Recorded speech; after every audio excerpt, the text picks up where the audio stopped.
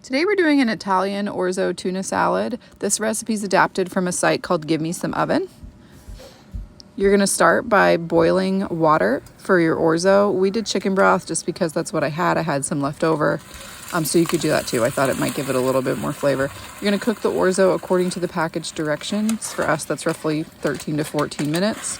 And I did make a little extra because my kids are not tuna fans, so they did not have an interest in tuna, so they had orzo with a little bit of chicken.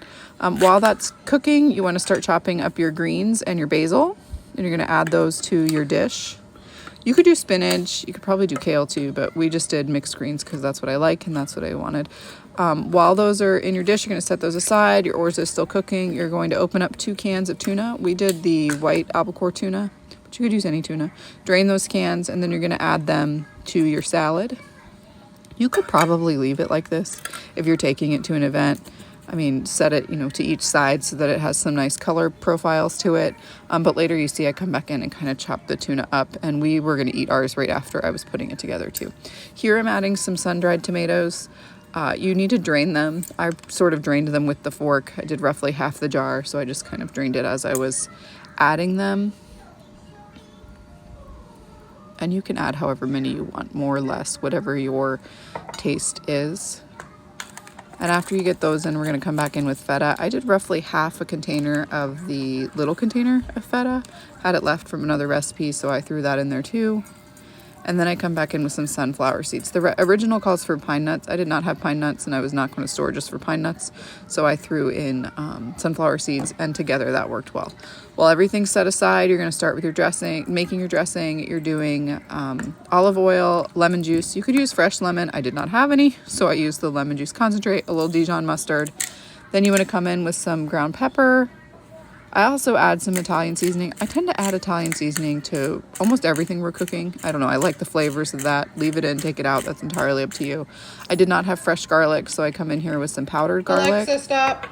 Or dried garlic. And then you also want to add in a little bit of salt. And once you get all those in there, you're going to find yourself a lid. You could certainly do this in a bowl, and whisk it, but I find this method easy. So I put it in the jar, put the lid on the jar, shake it up until it's all well combined. I was not a big fan of the dressing on its own, but the dressing in the salad is really good. So your orzo has come to a boil, and now it's time to drain that. So you get that over the sink, get it nice and drained. And again, I had extra so that my kids could have something different. For them, we just melted some butter, threw some seasoning in the butter, and some leftover chicken that we had, and that's what they ate. So then you're going to add your orzo to the salad. And then you're going to combine that. And again, I was getting ready to serve mine right now. I like when you have a salad that each piece kind of has its own bit of everything in it, instead of, here I just got a chunk of tuna, or I just ate a chunk of sun-dried tomato. I want it where it's nice and mixed together so that I can taste every flavor in every bite. And I'm weird like that. It's just, if I could chop the lettuce more, I probably would, because when I do other salads, I come in sometimes with a pizza cutter and just chop the salad as fine as I can get it, because I usually just like all the flavors in every single bite. So get that nice and mixed, get the tuna nice and chopped if that's how you want it. And you can see I'm really picky about it, so it takes me a bit to get it all put together. Plus it's got to be nice and photographic.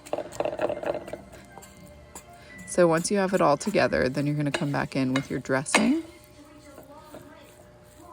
And this really does make a nice summer salad. It'd be great to take to a party or to an event.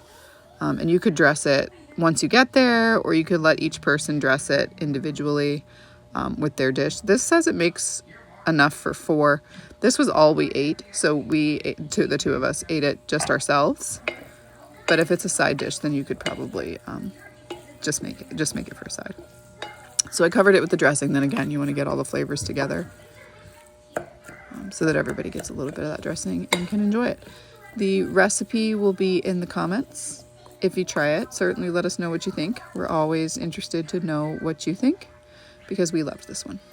Enjoy.